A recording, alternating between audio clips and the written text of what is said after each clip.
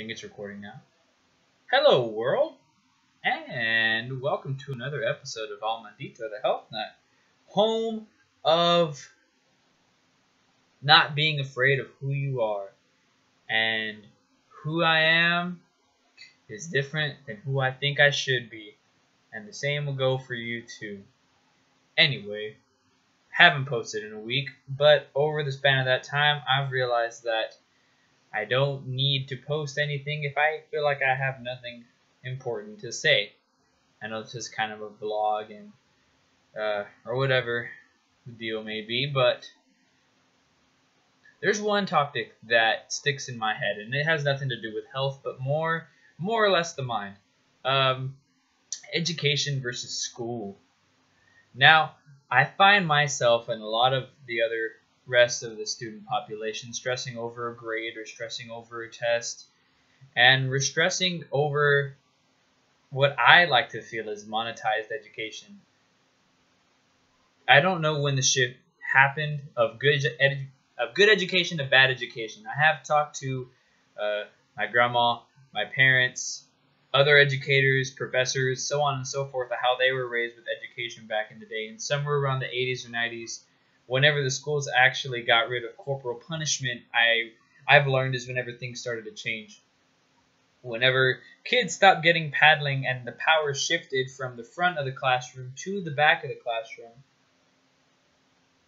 is when the balance of power shifted. So it's anything from a teacher saying, okay, you know what, I'll wait for the kids to shut up. You're giving them the power.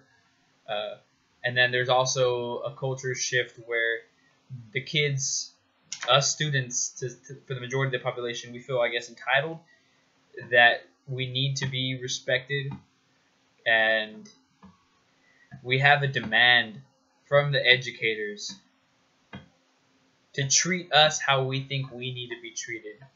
When back in the day, if whatever the teacher said went, and they were to discipline you as they saw fit. So not only back in the day were you getting harsher discipline than you're getting now, because we are spoiled. Smartphones and convenience for everything. So not only were you getting hard discipline and an unspoiled life at home, but you had to come to school, and Catholic school style, I never went to Catholic school, but you know what I mean, getting your fingers whipped with rulers if you got something wrong or misbehaving of some sort, paddling even. So, I mean, that's a culture shift, but you hear formal schooling can make you a living, but self-education can make you a fortune in more ways than one. I'm talking about fortune, anything from spiritual fortune, emotional fortune, whatever you attribute fortune to be, but you need to be always learning. It's not about where you went to school, what textbooks you're reading, where you got your diploma, what your diploma means. I feel ultimately if you can't apply what you have learned throughout life for life, away from your occupation or vocation, then school is almost meaningless. Education is nice. Getting a degree, it's what it's turned into. I respect it as it's a big step for some families, and I'm never ever gonna dog getting a degree. But what I am concerned about is teachers are not teaching anymore, and students aren't learning. We aren't learning practical skills, and we're not learning life lessons like I would hope us to. Granted, it takes a different kind of consciousness going inside the classroom to realize I'm learning something today whether I know it or not. And it takes a really good teacher to help the student realize that. Because we can become so obsessed with getting an A or a B or having a high GPA that we forget that it's just a symbol. It's an arbitrary symbol and it's an arbitrary number. And I feel growth should be graded just as much as performance. Some students literally come from nothing to C's and to B's, And that is an extremely high accomplishment, yet we're only focusing on A's. And I can be guilty of it, of course, everybody can. I feel like it's always been a personal responsibility for me to do well in school.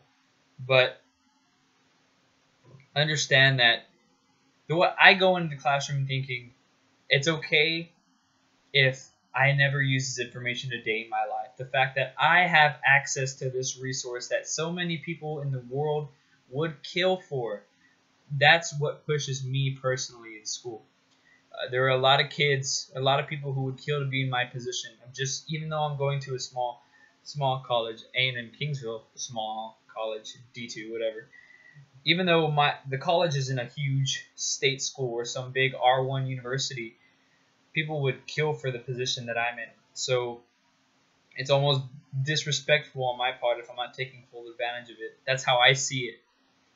I don't know how you see it. A lot of people see it as a necessity, and they grudgingly just go through the day and wait for it to be over and get a whole bunch of unneeded stress. There is fun in learning, but again, it's up to the teacher. Teachers don't really get paid a lot. Nobody really wants to be a teacher, and there are a few out there that are great educators. There's a difference. They're great educators, great mentors that teach you plenty of things about life beyond the textbook of what you're learning. Because you'll hear textbooks say, pay attention because it's going to be on the test.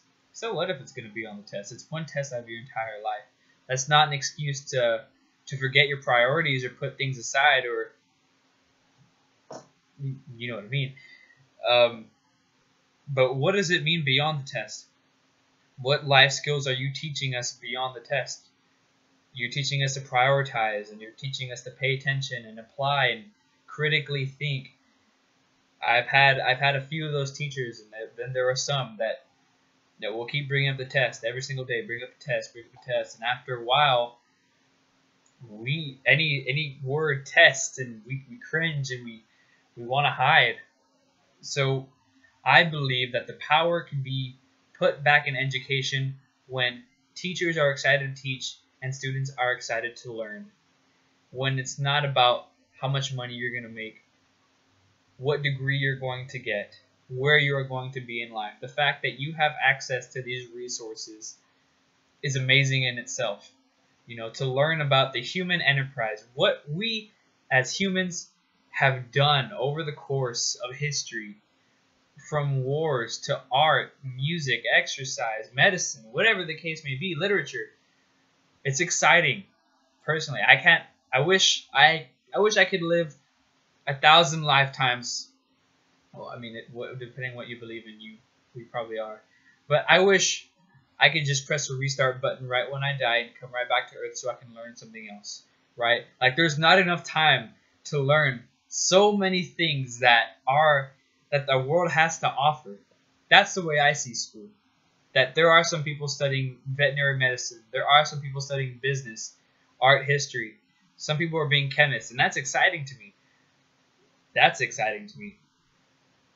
But enough of what I have to say. I don't know how you feel about school, but attitude is everything, and you have the power to change it. Later.